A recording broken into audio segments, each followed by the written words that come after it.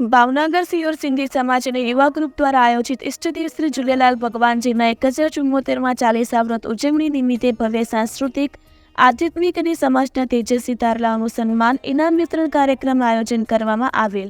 ભાવનગરમાં શિહોર સિંધી સમાજ અને યુવા ગ્રુપ દ્વારા શિહોરમાં વસતા તમામ સિંધી ભાઈઓ માટે ઇષ્ટદેવ ભગવાન ઝૂલેલાલજીના ચાલીસા વ્રત નિમિત્તે ભવ્ય ધાર્મિક, સાંસ્કૃતિક અને આધ્યાત્મિક ભજન, સત્સંગ, કીર્તન, વક્તૃત્વ, ગાયન, ડ્રામાનું આયોજન કરેલ. સાથે સાથે સમાજના તેજસ્વી તારલાઓને સન્માન ઇનામ વિતરણ પણ કરવામાં આવેલ. આ કાર્યક્રમમાં ભાવનગરના સિંધી સમાજના અગ્રણી અને સિંધુ સેવા ધર્મ ટ્રસ્ટના પ્રમુખ ભાજપ અગ્રણી મયુરભાઈ પ્રીતમાણી મુખ્ય મહેમાન તરીકે તેમની ટીમ સાથે હાજર રહેલ.